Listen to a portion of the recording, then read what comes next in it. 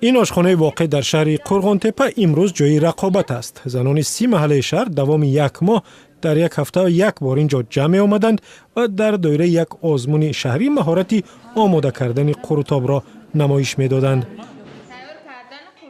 سلیمه یک نوع غیر معمولی این طعام را تهیه می‌کند و آن را قروتاب جیگری نامیده است. به حیرت آوردن مشتری به قول او باید یک جزء مهم استعدادی کدبانو باشد. در آزمون همین اصول را استفاده می‌کند. شما جیگر هم دارید، برای چی جیگر می‌کنید؟ با مزه می‌شود، لذتش بسیار با مزه می‌شود.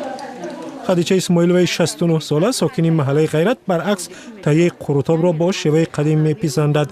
میگوید اصول قدیمی و ترکیب قروتاب نباید عوض شود، یعنی محلول قروت، فطیر، روغن باشد و خلاص و بالایش پیاز ریزه. قروتاب اوقات وقات قدیم است که در مردکارها در بچه‌هایی که تجارت می‌رفتن کار می‌کنن. ما بیشتر ایرا میگیم که ما تاجیک خونم که قروتاب یعنی یک اوقات وقات گرم است.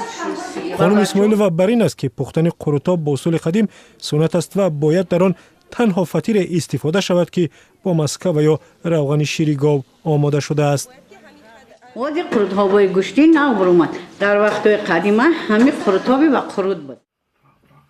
چون این باورهای میان تاجیکان کوهستان معمول است که در فصلهای الهیده یا عید غذای مخصوص باید بخورند. مثلا در زمستان و در عرفه بهار برای نگه داشتن نسل حیوان از خوردن گوشت پرهیز می‌کردند.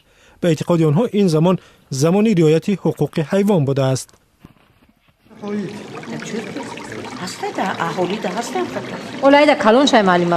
ظرفی قروتاب خوری میانی هواداران این نوع طعام مهم دانسته می شود چون طعم واقعی طعام را نگه می داشته است. کدبانها قروتاب را برای مهمان تنها در طبق چوبین و اکثرا چهارمغزی می آورند.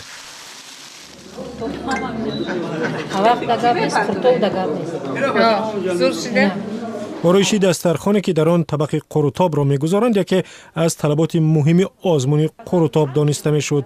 آرایش هم داوران را به حیرت می‌آورد.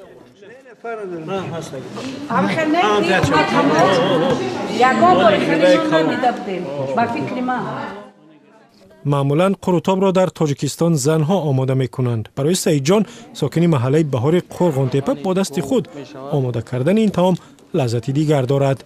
سعید جان در آزمون جای سوم و 1000 سامانی جایزه گرفت. با دستوری رئیس شهر تمامی رئیسای محله امروز جمع‌بستی بهترین قروتاب را پیشنهاد کرده ایستادند. هدف در آن است که باید طعام‌های ملی تاجیکی را باید ما با جوانان با امروزه جوانان با طرز درست آموزانیم. همین طور قروتاب محله وحدت 2 شهر قرغن‌تپه را داوران سزاوار جای اول دانستند. محله نوآباد را مقام دوم دادند. برای جای اول 2000 و برای جای دوم 1500 سامانی. با وجود اعلان غالبان مهمانان نمیخواستند آزمون را ترک گویند چون که دل کندن از این دسترخوان و هم قروتاب آسان نبود.